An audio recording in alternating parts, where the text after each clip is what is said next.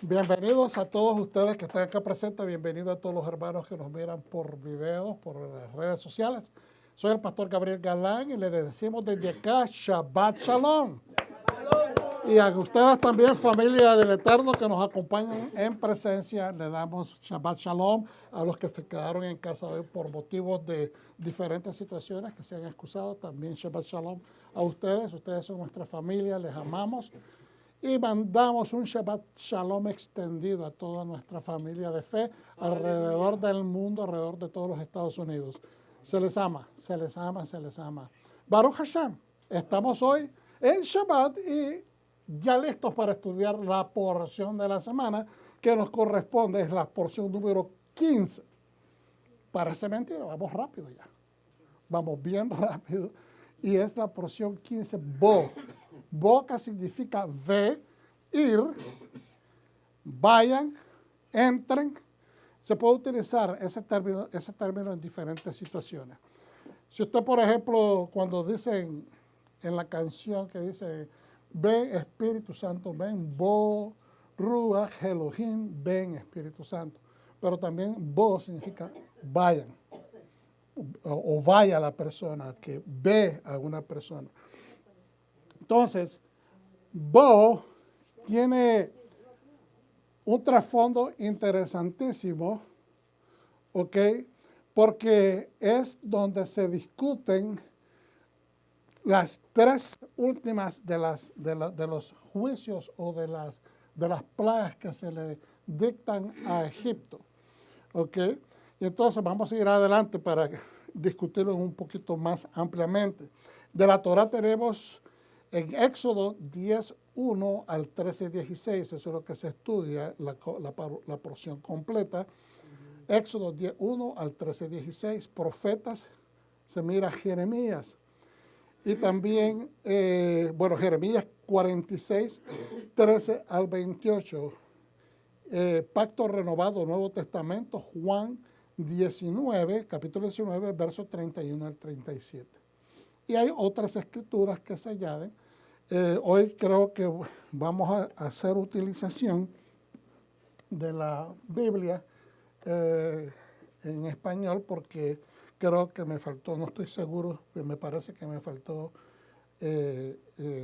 incluir algunas de las escrituras que quiero comentar. Es decir, en las diapositivas. Y bueno, hermanos, siempre les decimos que a nosotros nos gusta estudiar juntos porque aprendemos todos. Buscamos la verdad y la verdad que es la Biblia, la plataforma que utilizamos para estudiar la voluntad del Eterno. Es ahí donde está plasmada, pero también para entender cosas que no podemos entender del marco social, cultural, histórico y algunas otras cosas relacionadas con arqueología que nos dejan saber cómo la gente se comportaba en la antropología, cómo era la cultura anterior, nos ayudan y nos acercan para entender tanto el Antiguo Testamento como el Nuevo Testamento que se escribió en el primer siglo de nuestra era. Y es importante que entendamos eso, que a veces algunas personas piensan de que tomamos a la Biblia como secundaria. No, es lo primario. No se puede construir el edificio del entendimiento si no tenemos la plataforma o el fundamento, ¿okay?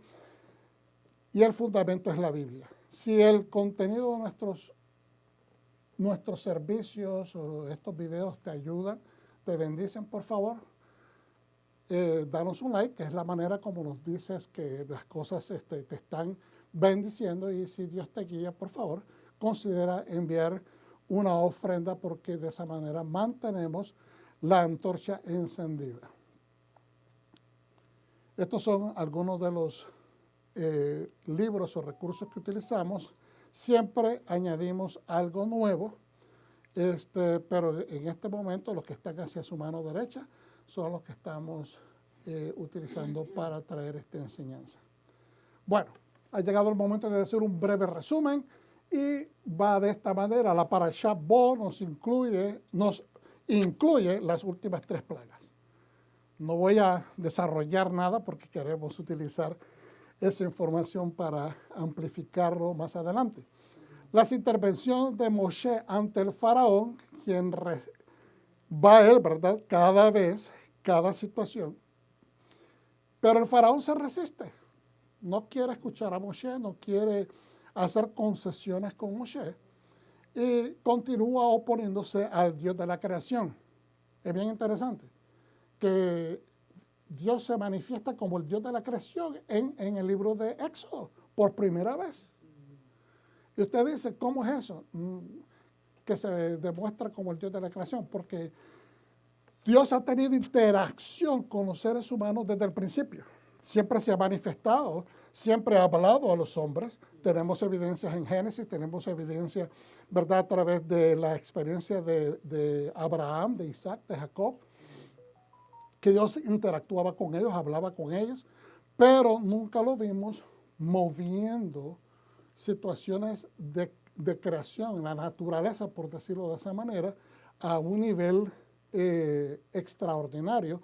Por lo tanto, fuera de lo normal, mover la naturaleza, estamos hablando de abrir el mar. Eso es completamente algo portentoso, nunca antes visto y nunca se ha visto desde entonces. La segunda otra situación cuando Dios utilizó el poder para abrir las aguas fue cuando el pueblo iba entrando a la tierra prometida y a través de Josué Dios mandó a abrir las aguas del Jordán. ¿Okay? Bueno, continuamos. Las langostas consumen, esta es una parte del juicio o de la plaga, consumen todo. Las langostas son los estilos como grillos gigantes, diría yo, pero son esperanzas, dicen en algunos otros países, pero son a un nivel un poco más grande de lo que normalmente nosotros vemos por estos lados, y consumen todo lo que quedaba del alimento y la vegetación de Misraim y Egipto. La oscuridad profunda engolfa a toda la tierra de Egipto por 3 días. Eso es el otro portento que Dios desemboca o desempaca sobre el pueblo de Egipto. Y la última viene por ahí, que es el juicio, el veredicto y juicio sobre los primogénitos de Egipto, sobre animales y seres humanos. También, hermanos, en medio de esto, de la última y penúltima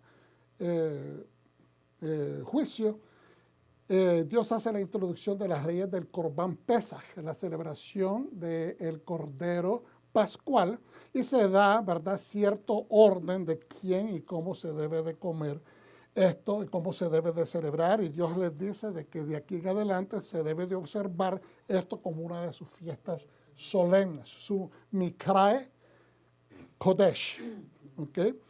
Es decir, sus santas convocaciones. La salida victoriosa de Israel de las garras del faraón se establece en esta porción, pero esto se hace en medio de un trasfondo sombrío, porque es decir, es alegría, es efusión, es celebración de victoria, vamos en libertad, pero el trasfondo es sombrío. ¿Por qué? Porque es en medio de la muerte de mucha gente.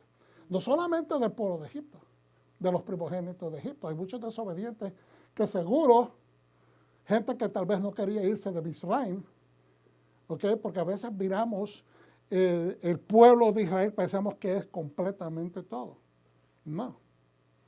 Había gente en Egipto que no eran egipcios, que no tenían autoridad sobre el pueblo de Israel, pero también al no someterse, acuérdense, Egipto era una metrópolis donde era en ese momento el punto donde mucha gente llegaba a comprar alimentos de todas partes del Mediterráneo, del sur de África, de otros lugares en Asia y ahí de Europa, y llegaban a comprar ahí porque no había comida en ese tiempo.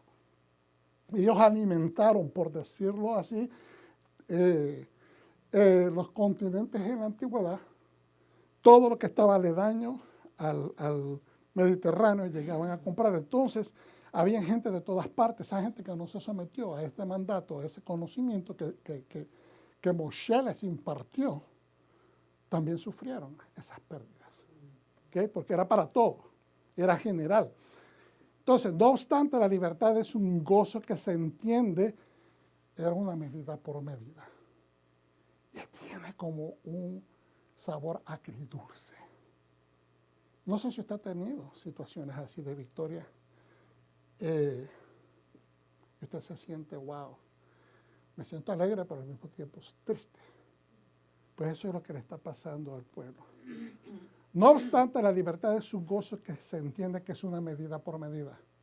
Pero nosotros, ¿verdad? La persona que tiene conciencia, tiene el espíritu de Hashem en ellos, a veces nos cuesta porque nos ponemos en medio, o sea, nos ponemos en el lugar de otra persona y decimos, wow, esta gente está sufriendo, pero es medida por medida porque ellos mataron a nuestros hijos también.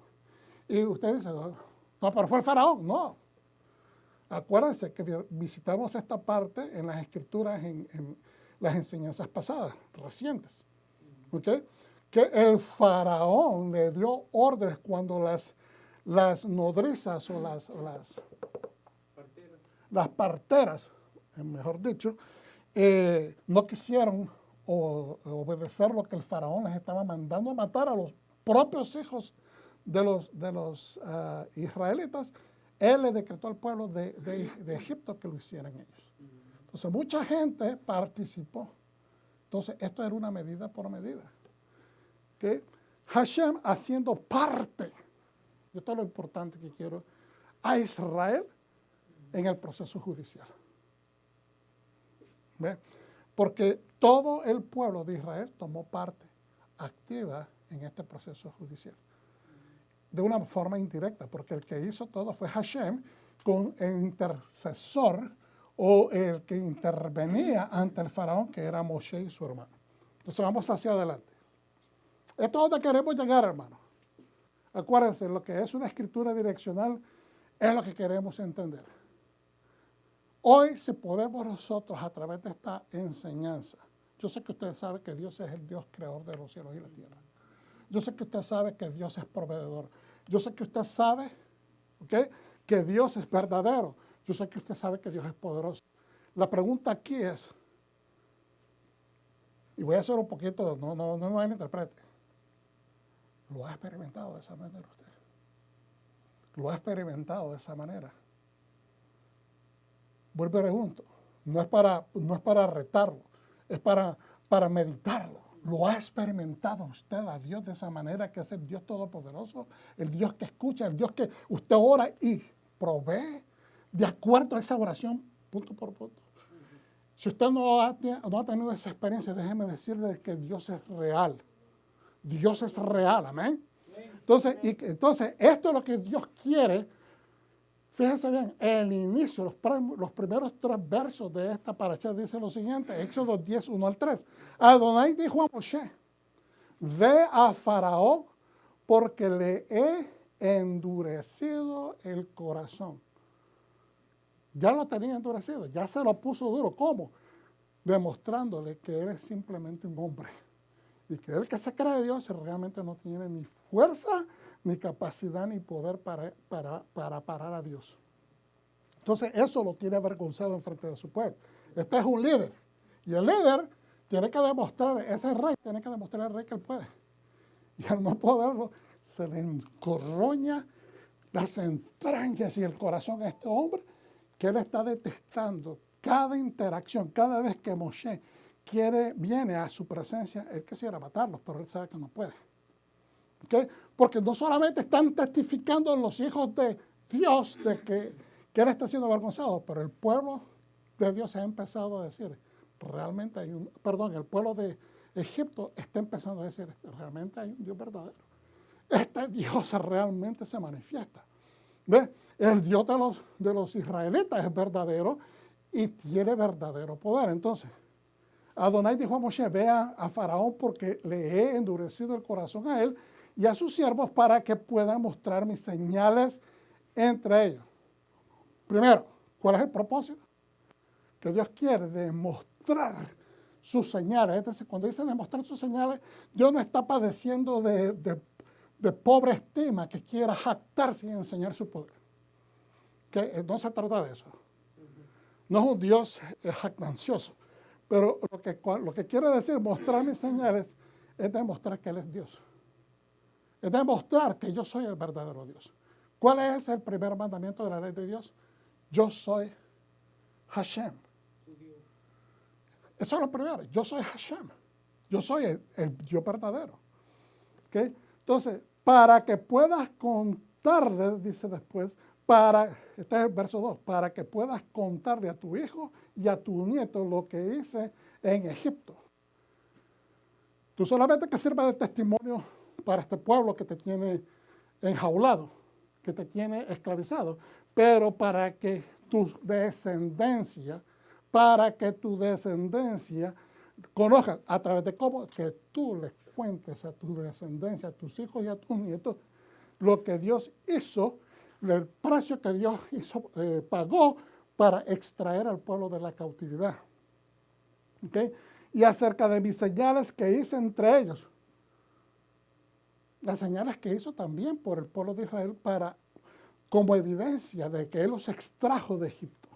Y para que todos sepáis, ahora dice, es global, es para que todo el mundo sepan que yo soy Adonai. Entonces, 3 puntos importantes. Ahora, Moshe y Aarón fueron a Faraón y le dijeron, esto es lo que dice Adonai, Dios de los hebreos, ¿hasta cuándo más te negarás a someterte a mí? En otras versiones dice, ¿hasta cuánto te vas a humillar ante mí? Eso es más directo, porque lo que está diciendo, te estás humillando cada vez que yo te mando una concesión de paz, me la niegas, me la botas, y lo que quieres es guerra, y yo te propongo la guerra y te venzo en cada batalla. Entonces, te estás humillando, y entonces, ¿hasta cuándo? ¿Verdad? Yo soy Adonai, Dios de los hebreos, ¿hasta cuándo más te negarás a someterte a mí?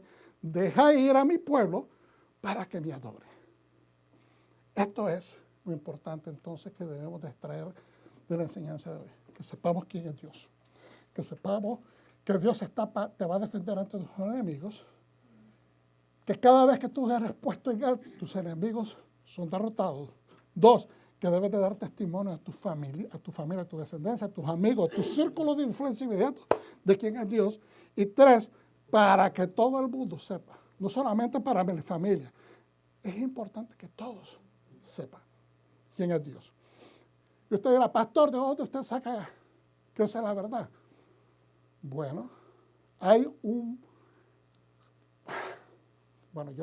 yo puedo decirlo, 1 millón, pero no soy yo el que lo dicen muchos sabios.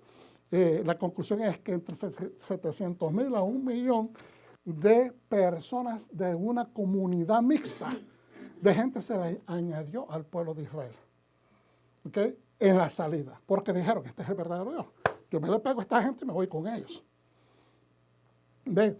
Entonces, por eso es que se refiere, y todos, general, no solamente al enemigo, no solamente a los míos, pero más importante, que una vez que establezcamos quién es Dios en nuestra vida, que todo el mundo sepa por nuestro círculo de influencia, no nos quedemos callados.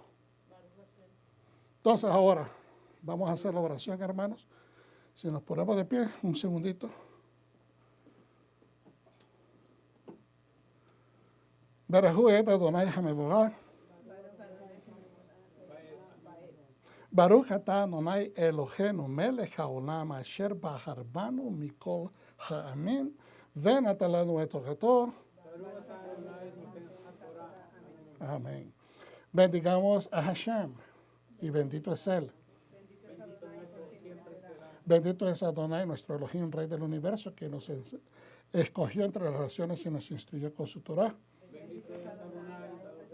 Amén. Pueden sentarse, hermano, y gracias. Ok, como les dije anteriormente, y me disculpan que dejé la mayor parte de la enseñanza en casa, lo grabé, pero lo grabé en el, ¿cómo es que se dice? Hard drive. Yo no sé por qué se me olvida. Ok, Éxodo 10:1 en adelante. Nuevamente repasamos lo que acabamos de ver. Adonai dijo a Moshe, ve a Faraón porque le he endurecido el corazón a él y a sus siervos para que pueda mostrar mis señales entre ellos. ¿Ok? No se enoje usted con el enemigo cuando ellos se enojen, cuando lo miran prosperar. No se frustre usted. no se enrede en lo que está diseñado para que afecte al enemigo. Porque ese enemigo lo va a tratar de contrarrestar a usted, lo va a tratar de minimizar, lo va a tratar de pisotear, lo va a tratar de minimizar. Usted no se enoje por eso. Porque eso es una reacción cuando Dios lo está levantando a usted.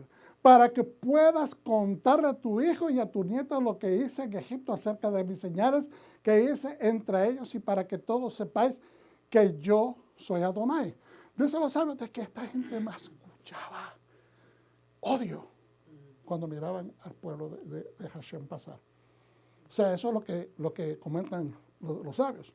Que querían a veces atacarlos y hacer daño, pero tenían temor porque el temor de Adonai se había apoderado sobre ellos, porque habían visto evidencia de un poder verdadero. Entonces ahora, Moshe y Aarón fueron a Faraón y le dijeron, esto es lo que dice Adonai, Dios de los hebreos. Y lo identifica de quién es el Dios. ¿Dónde es ninguno de ustedes? ¿Hasta cuándo más te dejarás a someterte a mí? Deja ir a mi pueblo para que me adore. De lo contrario, si no dejáis ir a mi pueblo, mañana traeré langostas a vuestro territorio. Está haciendo una concesión. Acepta la paz o te voy a traer guerra. Nadie podrá ver el suelo, por lo que las langostas lo cubrirán por completo. Se comerán todo lo que aún te queda. En otras palabras, tienes ciertas provisiones todavía. Pero te estoy advirtiendo, estos animales se van a comer todo. Te vas a quedar sin nada. Yo no sé si usted alguna vez ha mirado una arboleda comida por insectos. Pero, imagínense que es el otoño, pero hasta hay algunos animales que algunas plantas que son comidas hasta de la corteza. ¿Okay? Entonces, nadie podrá ver el suelo, por lo que las langostas lo cubrirán por completo. Y por favor, mantengan esto en mente que lo voy a mencionar más adelante. Las langostas van a cubrir por completo. Se comerán todo lo que aún te quede y que haya escapado del granizo, incluidos todos los árboles que crezcan en el campo. Hasta eso se van a comer. Llenarás tu casa y la de tus siervos y la de todos los egipcios. Esto no se parecerá a nada que hayan visto tus padres o los padres de tus padres, en este caso tus abuelos, desde el día en que nacieron hasta hoy. Luego se dio la vuelta y se fue. Ahora, yo quiero que ustedes entiendan que Dios está haciendo no solamente una concesión, pero está advirtiendo y le dice, ustedes no han visto esto nunca. ¿Y por qué le tiene que mencionar eso a él? Porque es importante para Hashem que le mencione lo que tus padres y tus ancestros no han visto nunca, desde que están caminando sobre la tierra.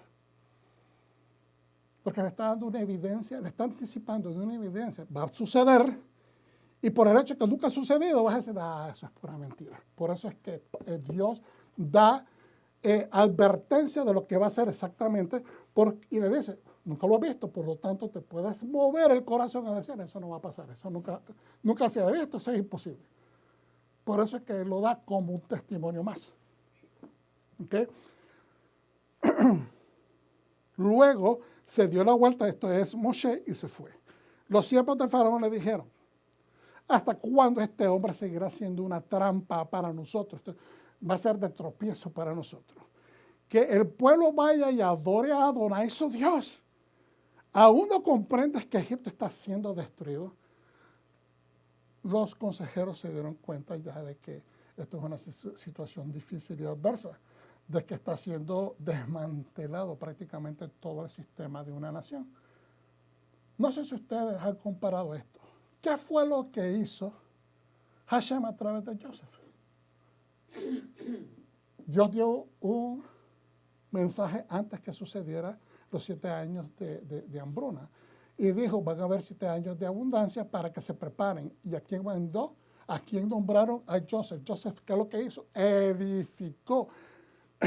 Según las escrituras, tal vez no los primeros edificios de almacenamiento, porque esta era una civilización avanzada, pero él creó de los primeros almacenamientos que fueron de tipo revolucionario. Eran de altura, pero también eran hacia abajo en la tierra. ¿Por qué? Porque la tierra es fresca, especialmente en el desierto, se necesitaban hacer hacia abajo. Y él almacenó mucho grano. Fue muy inteligente y la sabiduría sabemos que venía de Hashem. Ahora, este hombre, Joseph, edificó la nación de Egipto. Y después, siglos más tarde, le toca a Hashem desmantelar prácticamente el país porque el líder decide ser un contrario a lo creativo. ¿Ok? ¿Por qué estoy diciendo eso? Porque Dios es un Dios de vida, no es un Dios de muerte. La cultura egipcia se basaba mucho en dioses y en el inframundo. Todo giraba en el inframundo. Ellos hacían cosas grandes en vida, los faraones. Los edificios, las esculturas, las escrituras en las paredes. Estas cosas eran unos trabajos de arte increíbles, preciosos. Las mismas embalsamar los cuerpos era un arte. Porque mire, los encontramos todavía, muchos de esos cadáveres intactos todavía. La mayor parte en forma bastante mantenidas. Pero, ¿qué sucede? Todo era el inframundo, porque inclusive enterraban a los faraones, a la gente, a los nobles, hasta con sus esclavos en vida, los enterraban, con sus animales en vida. ¿Ok? Y era todo preparándose para el inframundo, porque obviamente el concepto tal vez de vida eterna no estaba bien claro con ellos, pero sí sabían de que esta vida iba a ser más larga que la vida que ellos tuvieron en la tierra. Entonces, Dios es un Dios de vida y no es un Dios de muerte. Por lo tanto, ¿qué sucede con este hombre? Está viendo la destrucción y prefiere que se siga destruyendo su pueblo. Prefiere que su pueblo siga teniendo hambre. Prefiere que su pueblo se enronche, que le lleguen las ranas, que le lleguen las picaduras, que le lleguen las infecciones de los boils, ¿cómo se dice? De los granos. Prefiere de que todo el vituperio lo sufra el pueblo, y lo sufra él, lo sufra en su casa, a acceder a cambio. Entonces es un líder con un espíritu anticreación. ¿Y por qué podemos decir eso?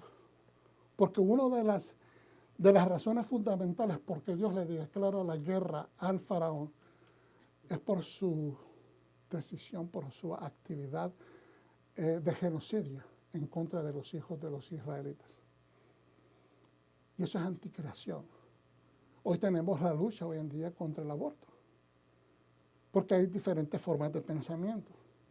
Hay diferentes personas que piensan que hay diferentes niveles, diferentes meses o diferentes, ¿cómo se dice?, momentos en que se puede hacer este procedimiento para satisfacer la necesidad de la persona que lo está pidiendo. Nosotros entendemos que hay circunstancias de vida o de muerte. Nosotros encontramos también que hay situaciones de tipo traumáticas, psicológicas, donde personas han sufrido abusos, han sufrido agravios y violaciones, etc. Y esto es bien difícil, es una decisión bien fuerte. Pero en otras circunstancias, ¿verdad?, que conllevan más bien comportamientos que no han sido llevados con responsabilidad, entonces ahí es donde la cosa se pone un poquito más difícil. Pero volviendo a esto de la vida y la muerte, entendamos, Dios es un Dios de vida y no es de muerte. El faraón estaba constantemente enfatizando, digamos, un desorden mental que se inclinaba a la destrucción y no a la edificación. Y no estamos en nuestra sociedad lejos de ver comportamientos así, porque es que siempre vamos a los extremos, ¿no? No estamos hablando de cosas extremistas, pero a veces en comportamientos diarios.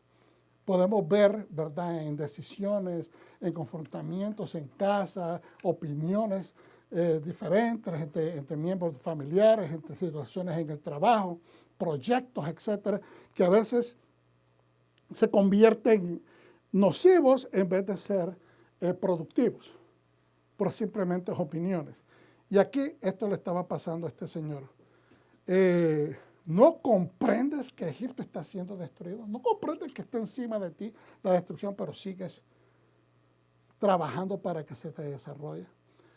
Mira lo que dice esta gente en la Sociedad de Arqueología Bíblica, que esto fue de un artículo publicado en el internet el 30 de marzo del 2023, y este es acerca de un libro de este escritor, creo que por aquí está mencionado. Dice 3 maneras de mirar a las 10 plagas.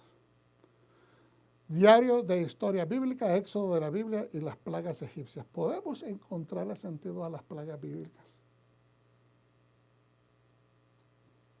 Muchas personas hacen esa pregunta, hermano. Y cuando estamos tratando de establecer quién es Dios, mucha gente hoy en día se pregunta, ¿okay? Y esto tiene que ver con nuestra fe, tiene que ver con nuestra emuná, ¿okay? Tiene que ver con la existencia de nuestra fe. Porque si usted a alguien le dice, ¿tiene sentido eso para ti, eso de las plagas?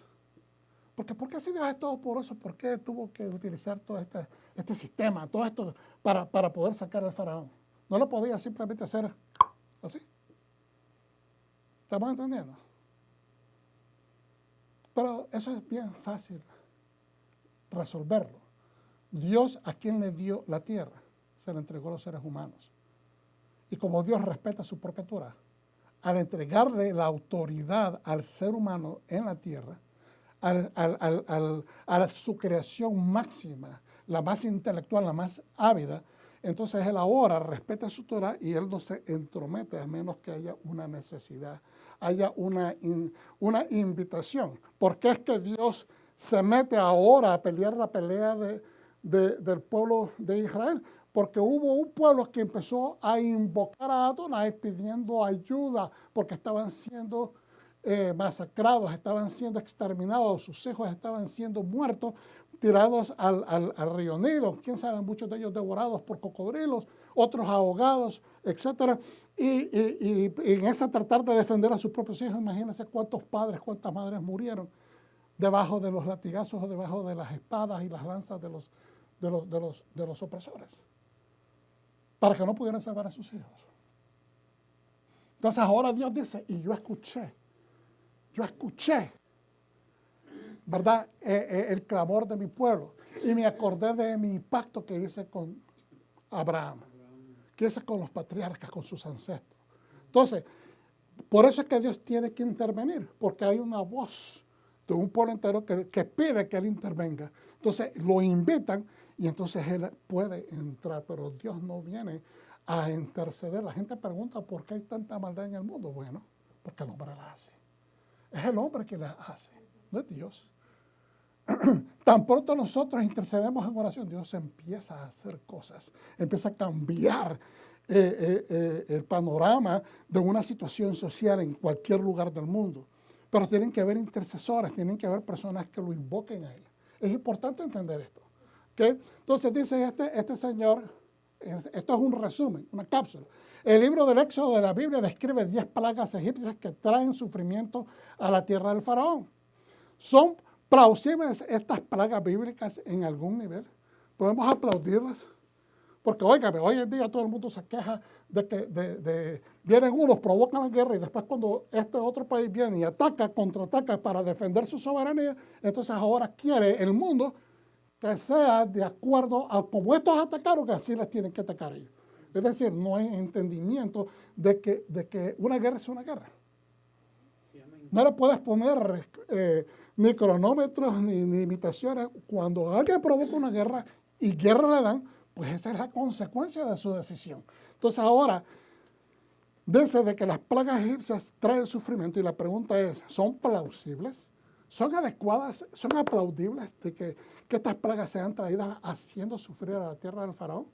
Bueno, cuando usted lo mide desde el punto de vista de que hubo una masacre de criaturas.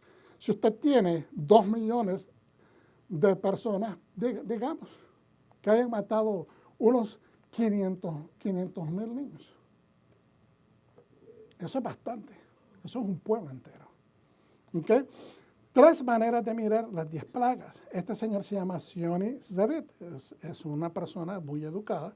PhD, analiza estas plagas bíblicas desde varios puntos de vista. Lo que hace este señor es poner en perspectiva 3 formas, nada más. La forma, él mira a la forma, digamos, académica, que siempre los académicos, muchos que no son creyentes, están buscando la forma como quitarle valor a la Biblia, diciendo de que estos son eventos naturales y que la gente en la cosmología antigua, entonces inventaron, ¿verdad?, de que era Dios el que estaba en control de todo eso y que los judíos empezaron a escribir estas anécdotas y esto, y de aquí tenemos la Torah. Eso es lo que dicen algunos. Entonces él dice, hay algo único en estas plagas egipcias, tal como se presentan en el Éxodo de la Biblia. Son diferentes de las maldiciones a los israelitas que se mencionan en Levítico. Entonces, una cosa son juicios, está diciendo él, y lo otro son, ¿verdad?, las maldiciones que se le menciona al pueblo israelita en Levítico. Pues claro, Dios le está advirtiendo a su pueblo, si tú obedeces la ley, estas son las bendiciones. Pero si tú no obedeces la ley, estas son las maldiciones que te van a seguir. Es decir, las consecuencias de la desobediencia al no obedecer la ley. Pero los juicios son basados, fíjese bien, no en una Torah dada a ese país o a ese rey, porque Dios no tiene conexión con esa gente. Pero Dios aún tiene que buscar justicia. ¿Estamos entendiendo? Aún Dios, no teniendo ningún tipo de pacto, no teniendo ningún tipo de vínculo, no teniendo ninguna conexión con el faraón, tiene que buscar ser justo. Y esa es la evidencia más grande que nosotros tenemos, que nuestro Dios es justicia, es verdad.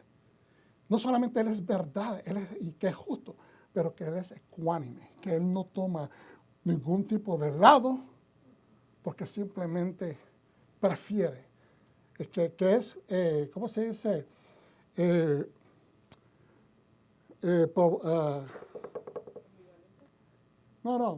es que prefiere. Hay preferencias, que es un Dios que establece preferencias. No, Dios es justo.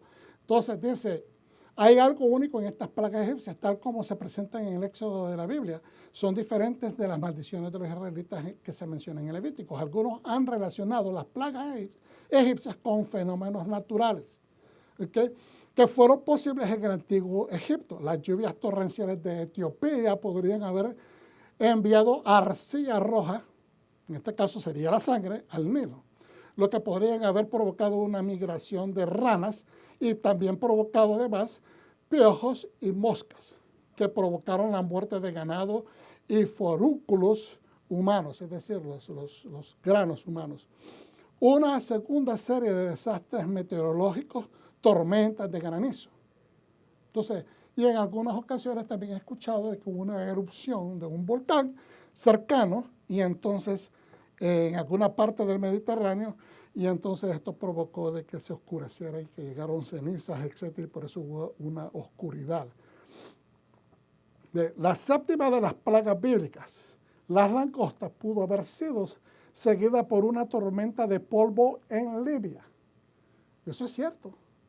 Hay tormentas en el desierto de polvo y todo se mira oscuro. ¿Okay? ¿Qué causó esa oscuridad? La siguiente. Muchas de las plagas egipcias también podrían interpretarse como ataques contra el panteón egipcio. Se puede interpretar que Dios está atacando al panteón egipcio, y eso lo hemos estudiado y hemos llegado a la conclusión que realmente es eso lo que está demostrando el Señor.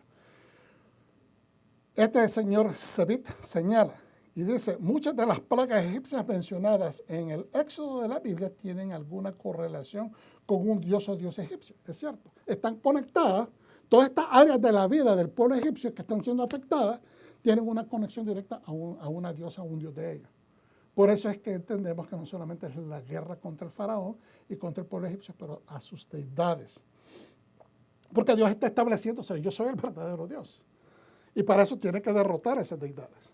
Ahora, por ejemplo, el dios Heket fue representada como una rana y Hathor como una vaca. Un texto del ataúd del antiguo Egipto se refiere al asesinato de los dioses primogénitos. ¿Ve? Y ahí es donde está hablando de los dioses primogénitos, se está refiriendo a los hijos de los faraones, porque los faraones se consideraban dioses. Entonces, ¿qué es lo que estamos haciendo, pastor? Estamos poniendo en perspectiva de que es importante que nosotros defendamos nuestra fe y la podamos hacer de una manera efectiva cuando hay personas que vienen de diferentes ángulos. El ángulo natural o académico, ¿verdad? Explicándolo a través de situaciones naturales. El ángulo teológico, ¿ok? Y el ángulo, por decirlo de esta manera, bíblica. Cuando digo teológico, porque hay muchos dioses, hay mucha gente que cree en dioses, ¿verdad? Que no son nuestro Dios. Y está el ámbito bíblico que nos habla del Dios de Israel, que nosotros sabemos es el único y verdadero Dios. Y suena bastante jactancioso decirlo de esa manera, pero es que es la verdad. Es el único que ha dado señal de ser verdadero y de tener poder. ¿Okay? Una tercera forma de ver las plagas bíblicas es preguntando, ¿por qué 10? Y lo traigo a colación este comentario de este señor también, porque la semana pasada yo dije, esta es mi opinión. Porque mientras yo estudiaba, yo miré esta conexión. Yo no estoy diciendo que yo soy el único que la ve, yo les expliqué eso. Pero mientras yo estudiaba, yo miré esta conexión. Dije, son 10 plagas. ¿Por qué? Porque son 10. Qué interesante, dije la semana pasada, de que fueron 10 plagas y que inmediatamente que el pueblo es llevado al Sinaí, Dios le presenta 10 mandamientos que encierran toda la Torá. Porque esos 10 mandamientos se ramifican en de todas las áreas que la Torá nos presenta, 613 mandamientos. Entonces, y dice este señor, en este sentido, 10, vuelvo y repito, ¿por qué 10? Al final las plagas sirvieron para aumentar la fe de los israelitas supervivientes o sobrevivientes. En este sentido, 10 podría conectarse con las 10 declaraciones divinas del relato de la creación del Génesis. Las 10 declaraciones divinas. Hubieron también 10 declaraciones que Dios hace en el procedimiento de la creación. Yo traje esa enseñanza, creo que fue el año pasado, si no el antepasado. 10 declaraciones divinas, ¿okay? En el proceso de crear en Génesis 1. Al relatar las 10 plagas egipcias, el Éxodo en la Biblia podría representar un relato paralelo de liberación que afectaría todos los aspectos del mundo creado. Qué interesante es que cuando Dios dice en la creación, y esto es un ejemplo, que salga del campo, ¿verdad?, los árboles que surgen y que den frutos de acuerdo a su tipo, etc. ¿Okay? En este caso miramos cómo Dios trae, tomando también de punto de referencia lo que acabo de mencionar hace un momento acerca de que Joseph no solamente almacenó los granos, pero es que él provocó, ¿verdad? Enseñó cómo hacer un mejor sistema agrícola para tener gran producción. ¿Me está entendiendo? Él ingenió muchas cosas, no solamente fue, sino que cómo iban a provocar una explosión de que hubiera mucho fruto. Y él trabajó en toda esa área. Obviamente la Biblia no nos explica eso, pero para poder, ¿cuál sería el objetivo de crear un montón de edificios para almacenar si no estás poniendo énfasis en producción? Tienes que hacer producción para justificar lo que vas a hacer acá. ¿Ve? Entonces ahora, volviendo a esta conexión de que Dios dice que salga de la tierra, lo verde, los árboles con sus frutos, etc. Entonces, y Dios manda ahora, antes de salir, en el proceso de estar peleando con el faraón, que las langostas se coman todo. Y especifica, hasta los árboles que crecen por sí solos en el campo, dice, van a quedar pelones. Estoy utilizando un coloquialismo, pero eso es prácticamente lo que dice la Escritura. Entonces, ¿qué sucede? Que primero Dios en la creación hizo subir del campo, pero ahora los manda a que sea destruido. Con Joseph, Dios mandó a que, ¿verdad?, que Dios le dio lucidez a Joseph para que hubiera un incremento en producción, para que hubiera máximo potencial de almacenamiento. Entonces, después, ¿qué pasa? Viene la oscuridad. Una oscuridad por 3 días. Una oscuridad por 3 días. Qué interesante de que eso lo podemos conectar con inclusive el proceso de vida, de morir y resucitar a la vida eterna en el mérito de Yeshua. Porque ¿qué es lo que está haciendo Dios? Está trayendo a su pueblo, porque todo el mundo en Egipto estuvo en oscuro, pero dice bien claramente que en Goshen había luz. ¿Estamos entendiendo? Todo Egipto tenía oscuridad, pero los israelitas en Goshen, dice la Escritura, había luz. Cuando Yeshua muere, ¿qué pasó con todos sus discípulos? Se llenaron de oscuridad, de temor, de miedo, y todo el mundo se esparció. Pero llegado el tercer día y se notificó que había resucitado, empezaron a cobrar vida. ¿Qué sucede? Que Yeshua les manda un mensaje, ¿verdad?, con las mujeres diciendo que los va a encontrar en Galilea. Que vayan para allá y ahí los encuentren. ¿Qué es lo primero que hace Yeshua? Ellos están pescando, Yeshua llega y cuando ellos llegan a la orilla ya Él les tiene preparado el almuerzo, el desayuno, no sé qué hora del día era.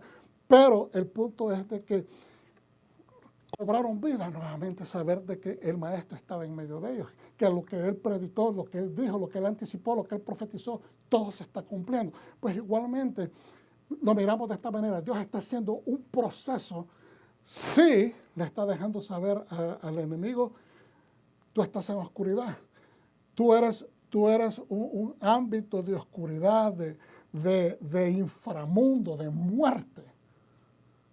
Pero te estoy demostrando que yo tengo autoridad sobre esto, que donde tú estás en muerte, a mi pueblo yo lo tengo con luz.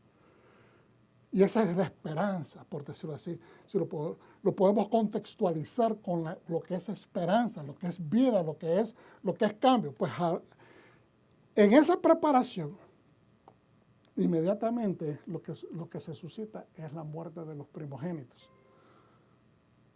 Pongan atención en esto, hermanos, porque esto es importante.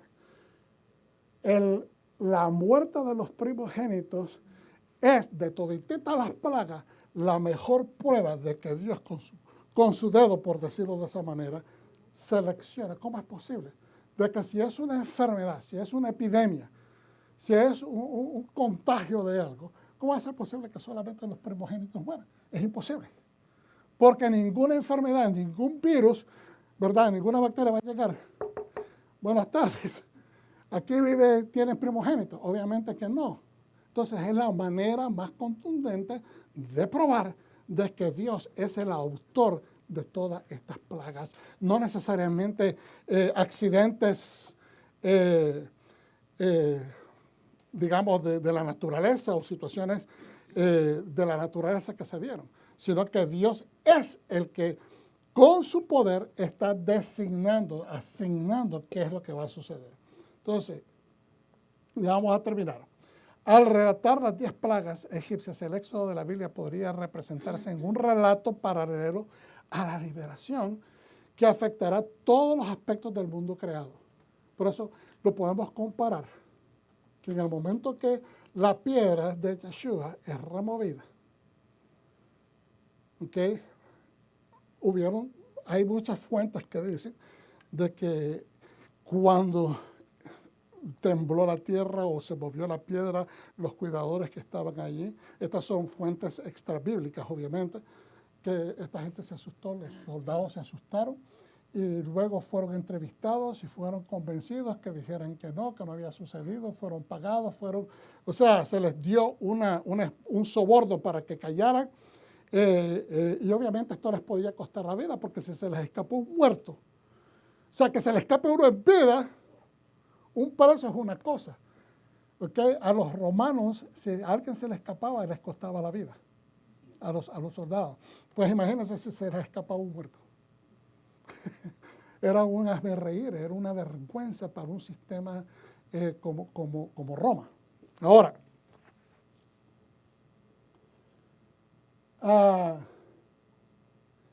dice acá, fueron desastres naturales, una demostración de la importancia de los dioses egipcios o una ruina de la creación.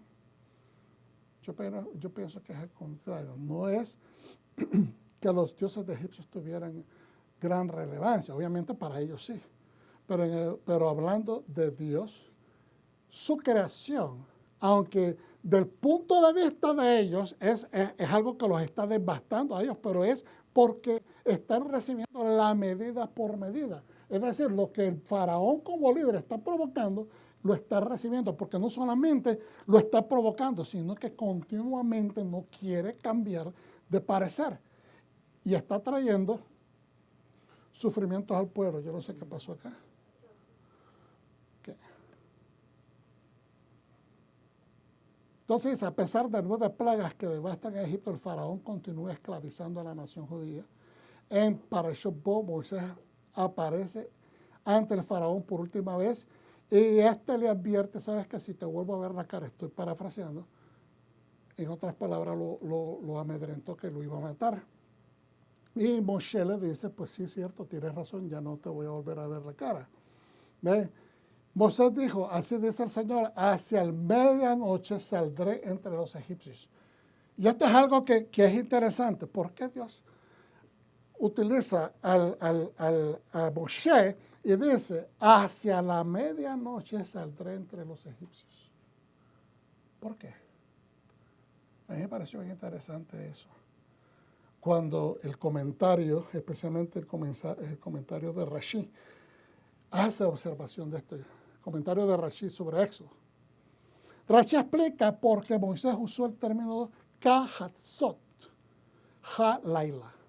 Kahatzot ha-laila, hacia medianoche, precedido por la letra Kaf, en lugar de la frase más típica que es Bahatzot ha-laila, a la medianoche, sino que cerca o hacia la medianoche, ¿verdad? Entonces, ¿por qué utiliza esta fórmula? Dicen los sabios, ellos estudian todo exegéticamente, lo estudian letra por letra.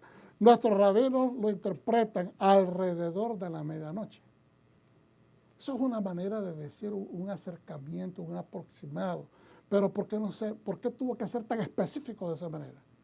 Y dijeron que Moshe usó la palabra Kahatzot, lo que implica aproximadamente.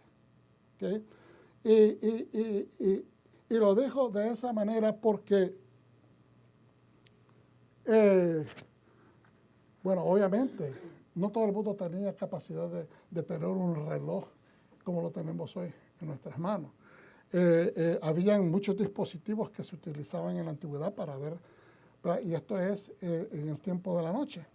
¿Okay? Y lo más importante acá es que la medianoche establece no necesariamente una división en la antigüedad acerca de lo que es como es para nosotros en la modernidad, utilizando el calendario gregoriano, que a la medianoche es que se parten los días. No necesariamente para eso. Pero es cuando la profundidad de la noche está en su apogeo. ¿Qué está diciendo? A ver si me entienden. Dijimos que el faraón se enorgullece de ser el hijo de Ra, que es el que tiene el señor de Egipto y que de cierta manera tiene señorío sobre el mundo infrahumano, es decir, el mundo de la muerte, el mundo de la oscuridad. ¿Me está entendiendo? Entonces, la noche es un momento, especialmente la medianoche, es el momento oscuro de la noche. Ya después de ahí vamos, aunque nosotros no lo vemos, ya empieza a moverse hacia el día. ¿Okay?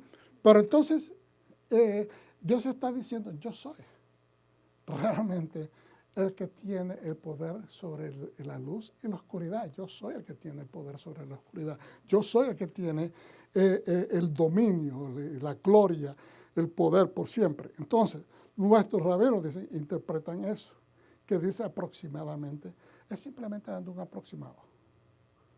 ¿Cómo explica Rashi?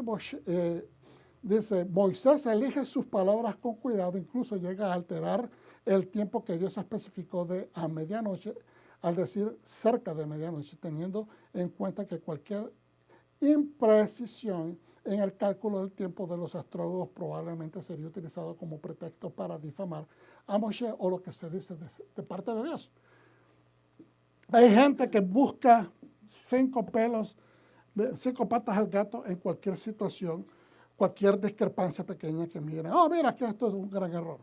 Y lo toman como que eso es, si es un error que está en la Biblia, entonces significa que no es perfecta, que no es la palabra de Dios. En víspera de su salida de Egipto, los judíos o los hebreos reciben instrucciones. Bueno, corrijo porque en este recurso texto utilizan el término judío, pero realmente, pues en ese tiempo todavía no se llamaban judíos, se llamaban hebreos. Hasta que salen de Egipto es que se empiezan a llamar israelitas. ¿Okay? Los hebreos reciben instrucciones de sacrificar el sacrificio pascual y colocar su sangre en sus casas, como lo describe este versículo de la Parashá. Me dispensan que no tengo la escritura puesta porque, como les dije, cometí el error de grabar equivocadamente, no lo grabé en la computadora y se me quedó en la otra versión. Pero cuando Dios les da la prescripción a ellos para que hagan el Corbán Pesach, que van y que escojan a un cordero, que lo guarden, lo cuiden por 4 días, y les dice, ¿verdad?, cómo lo van a comer, etc. Entonces, en víspera de su salida de Egipto, los hebreos reciben instrucciones de sacrificar el sacrificio pascual y colocar su sangre en sus casas, como lo describe este versículo de la Parashá. Y esto quiero que lo miren porque no es normalmente lo que hemos estudiado. Simplemente pues, me pareció muy interesante para compartirlo hoy. Y la sangre sobre las casas donde moréis os será por señal. ¿Para quién? Esto es lo que dice Rashi, que es uno de los comentaristas judíos más grandes de la historia. ¿Por qué? Dice, ¿por qué señal para ustedes? Porque era para el pueblo del Señor. No necesariamente para el pueblo egipto. Era para ellos que les sirviera como una señal. ¿Pero una señal de qué? Era un pacto en la puerta. ¿Se acuerdan que hablamos de esto anteriormente? En otros años, en otras situaciones hemos hablado de lo que es un pacto en la puerta. ¿Okay? Y la sangre sobre las casas donde moréis os será por señal. La sangre, no las casas. La sangre sobre las casas. No sobre toda la casa, pero en las jambas de las puertas. Cuando vean la sangre pasaré de vosotros, para que ninguna plaga os destruya cuando hiera la tierra de Egipto. Entonces, Éxodo 12:13. Y la sangre en las casas donde os alojaréis será una señal para vosotros. Una señal para vosotros, pero no una señal para los demás.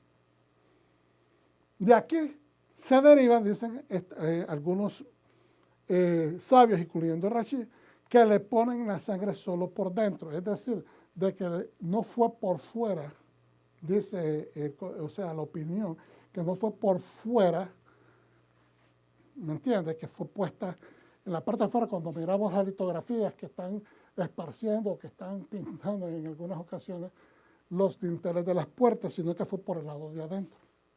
Esta es una opinión y no estamos tratando de contradecir lo que nosotros entendemos, simplemente traigo esta colación porque hay opiniones. Acabamos de ver de que hay gente que opina de que lo que sucedió no fueron plagas dictadas por Dios, sino que fueron eventos naturales.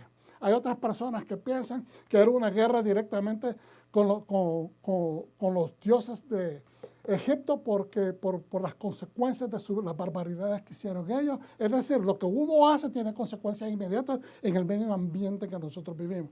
Y el otro es lo que nosotros creemos, que Dios es el Dios de la creación y Él tiene autoría en todo lo que está sucediendo. Entonces, pero en este caso los traigo este concepto como para compartir, que inclusive los sabios tienen diferentes opiniones y que no nos debemos de asustar de ver cosas diferentes, sino que considerar y afirmarnos en lo que nosotros hemos creído, porque para eso es que nosotros estudiamos, para afirmar nuestra fe, no para debilitarla. Ok. Y la sangre en las casas donde os alojaréis será una señal para ustedes, una señal para vosotros, para ustedes, no para los demás. Aquí se deriva que la ponen la sangre solo por dentro. Rashi, comentario sobre Éxodo 12:13. Entonces, parece que la sangre era dirigida hacia afuera para que los hogares israelitas se salvaran de la muerte de los primogénitos. Sin embargo, como explica Rashi en su siguiente comentario, Dios llevó a cabo esta plaga y ciertamente Dios no necesitaba carteles que identificaran los hogares hebreos. Él sabía quiénes eran hebreos, todos los hebreos vivían en Goshen. Dios no necesitaba, como dice, carteles de identificación. Más bien, la sangre dentro de la casa sirvió como señal para los residentes hebreos judíos, dice aquí, de que estaban siendo liberados de la plaga. Fue una muestra privada de protección. Yo personalmente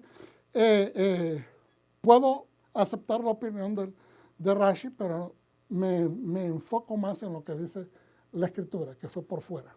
¿Okay?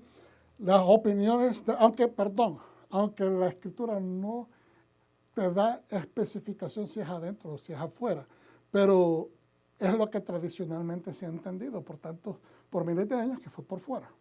¿Okay? La opinión de Rashi es valorada, pero la Escritura misma establece que la sangre del cordero sería puesta sobre los dinteles de la puerta, y aunque no especifica si por dentro o por fuera, el mensaje o portento de la sangre debería servir como testimonio no solo para los hebreos, pero también para Egipto. Es decir, no era para ellos iban también a ver de qué es esta sangre acá. Pues es también un testimonio eventual para aquellos que lleguen a preguntar, ¿qué es esta sangre? ¿Para qué sirvió? ¿Por qué ellos sacrificaron tantos animales? Etcétera. Quizás en esencia este símbolo sangriento era un recordatorio de la precariedad de la vida.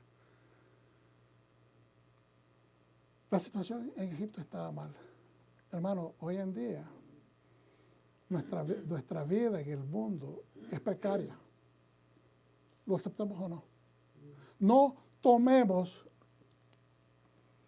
los problemas nuestros de la vida cotidiana como la medida nada más de cómo pesar si la vida es precaria o no, porque a veces nos quejamos de nada, a veces nos quejamos de cosas pequeñas. Entonces, lo que yo estoy viviendo no puede tomarse como la balanza con la cual yo voy a medir si la vida es precaria o no. No, yo tengo que ver todo en general.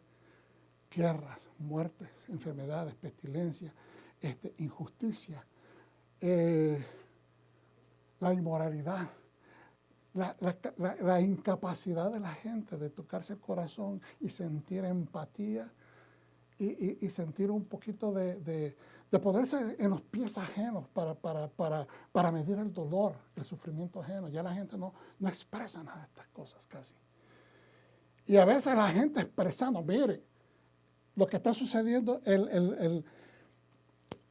¿cómo se dice? El colmo de los colmos. En California está este pastor que abrió la iglesia para ayudar a un montón de gente que está sin hogares, ¿verdad? Homeless.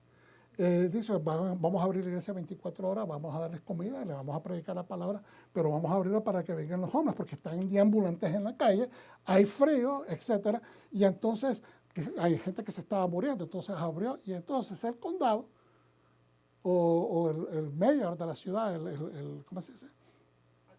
El alcalde de la ciudad, le mandó a meter una demanda gigante con no sé cuántos diferentes tipos de crímenes que le está cometiendo, porque simplemente está ayudando a gente en necesidad a darle de comer. Entonces, cuando usted mira eso, usted dice, ¿qué es lo que está pasando?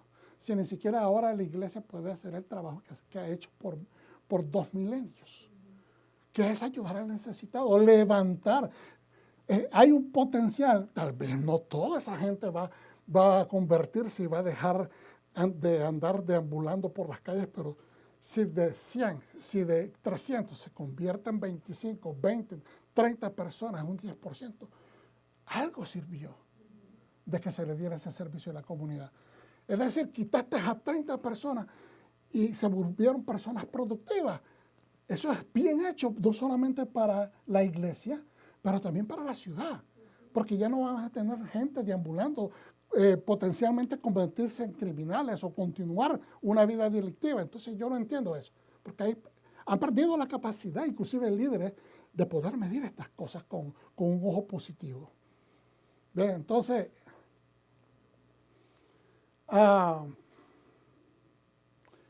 ¿dónde me quedé? Dios llevó a cabo esta plaga y ciertamente Dios no necesitaba carteles. Ya lo leí eso. ¿Dónde me quedé? Aleluya. Ahí me perdonen que me... La opinión de Rechi es valorada, pero como les digo anteriormente, no estoy muy de acuerdo con él. Yo prefiero creer lo que dice la Escritura.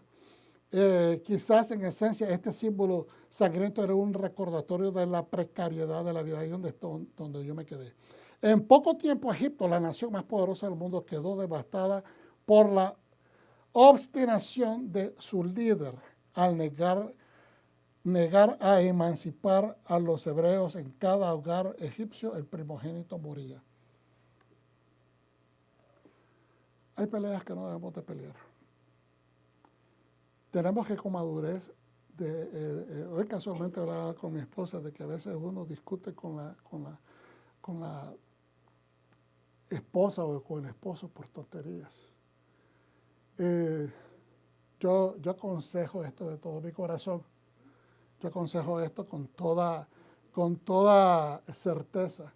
Si usted ya tiene 10 años, 15 años con su esposo, 5 años con su esposo, si usted tuvo un tiempo de relación, y aunque tenga poco tiempo de casado, porque verdad tenemos gente poco tiempo de casado acá, y usted lo conoció a esa persona, si no estoy diciendo, no trate de cambiar a nadie.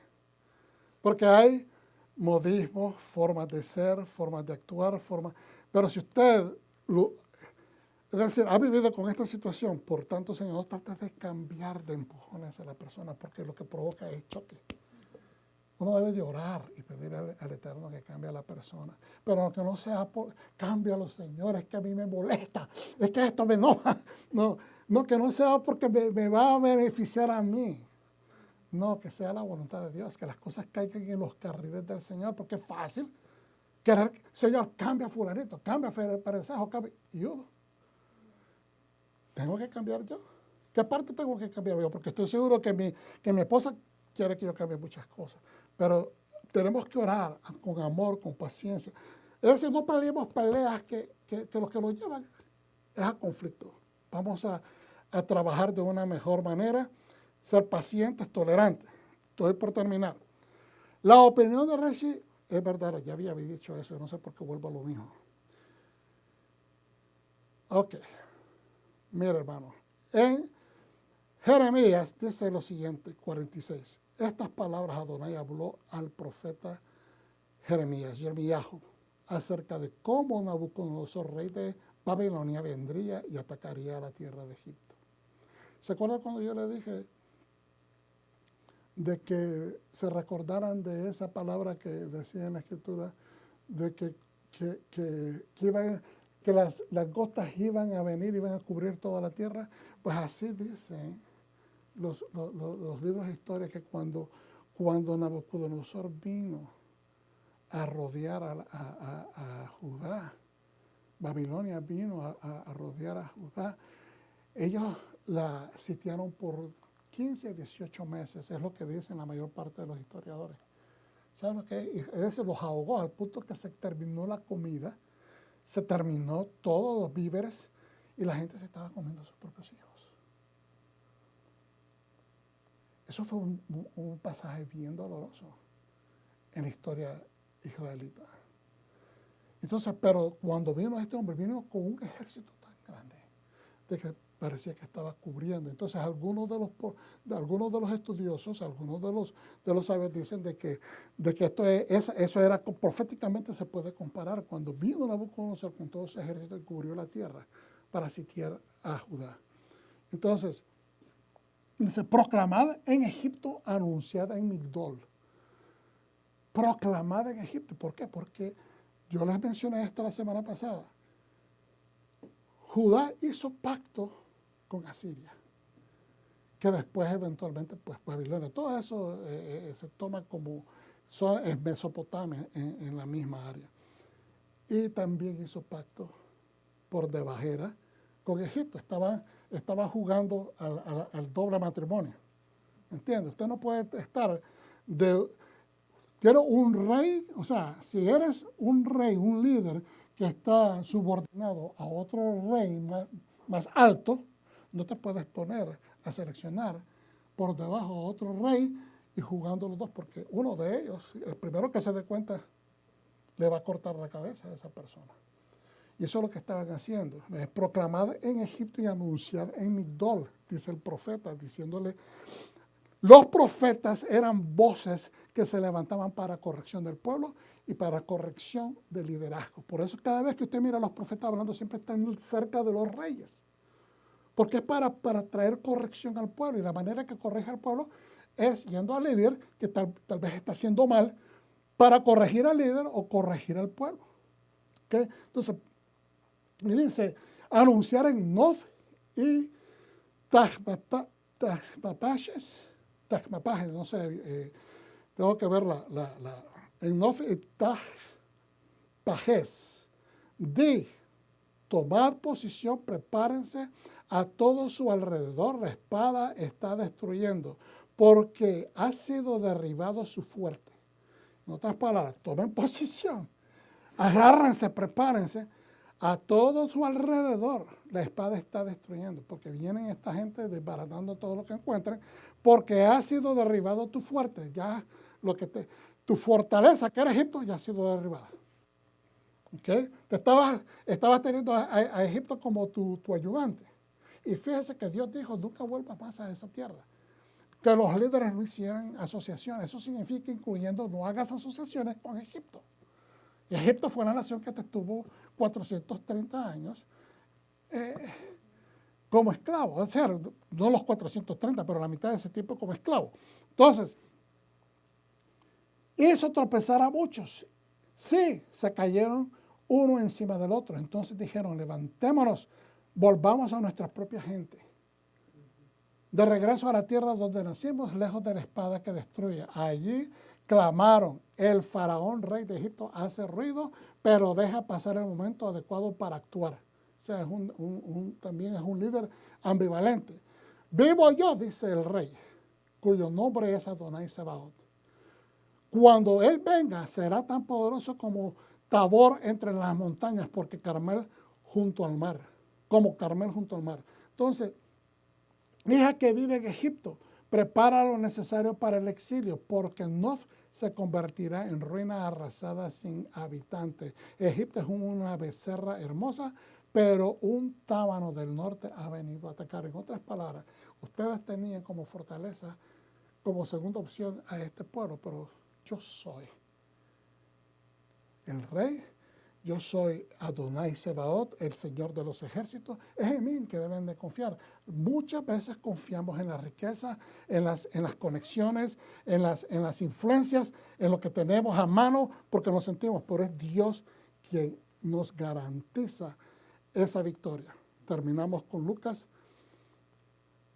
Es decir, el pueblo de Dios fue desde un tiempo, desde que, póngame atención aquí, desde que el Señor conectó con Abraham, desde que el Señor conectó con Abraham y le dijo, tu descendencia va a ser tan infinita como los astros, van a ser como la arena del mar, van a ser múltiples, se van a multiplicar, ¿ok?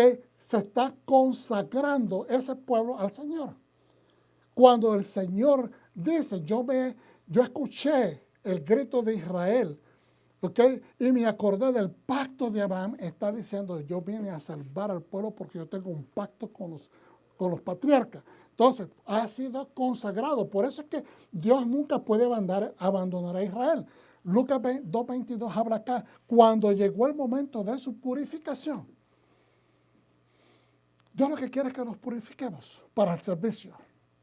Según la Torá de Moshe, lo llevaron a Jerusalén para presentarlo a Adonai. ¿A quién? A Yeshua. ¿Okay? Esto está hablando, esto es Lucas. Acuérdense que estamos en los evangelios. hablando cuando Yeshua fue llevado al templo para su circuncisión.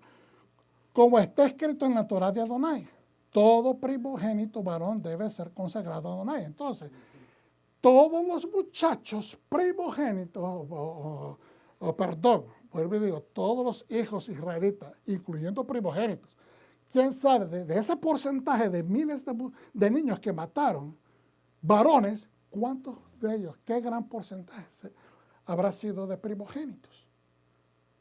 ¿Estamos entendiendo? Entonces, cada primogénito era consagrado a Dios. Cuando manda a matar el faraón los consagrados a Adonai, él está haciendo una guerra contra Dios.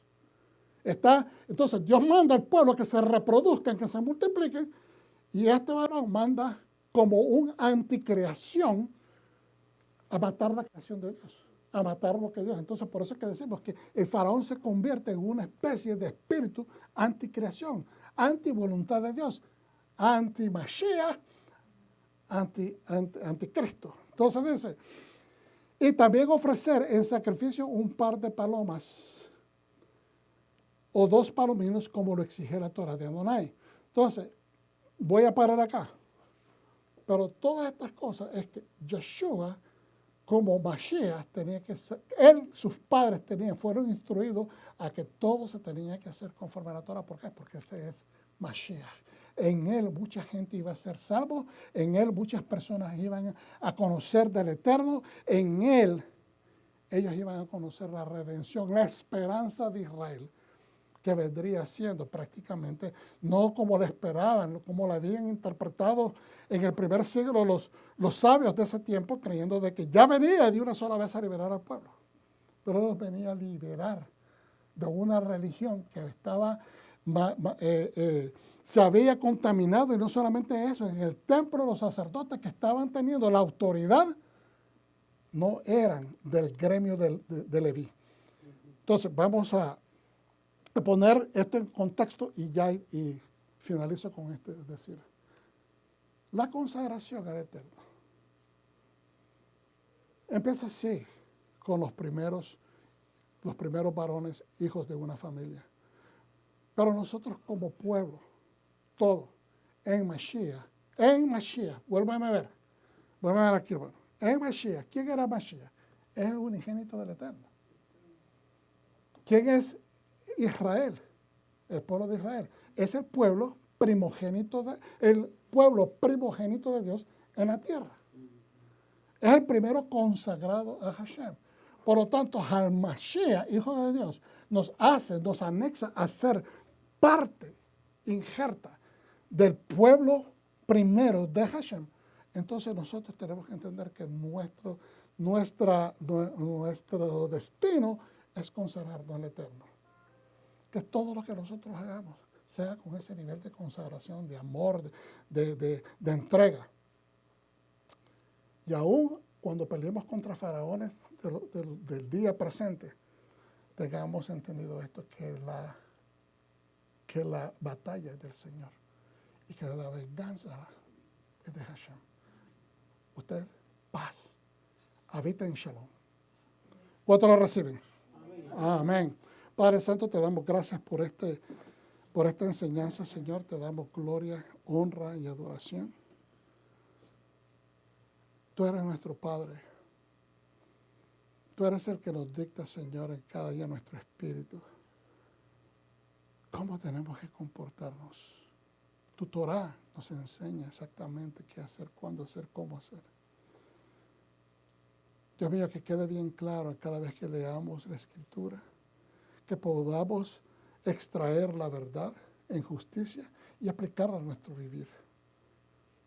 Ayúdanos, Padre, a seguir el sendero que Mashiach ha establecido. Ayúdanos a no errar. Ayúdanos a poder seleccionar nuestras peleas. Ayúdanos a provocar vida, a crear y no a menguar ni a destruir, ni a causar males. Te lo pedimos esto, Señor, en el nombre de Yeshua HaMashiach. Cuídanos, Padre Santo. Amén. Shalom.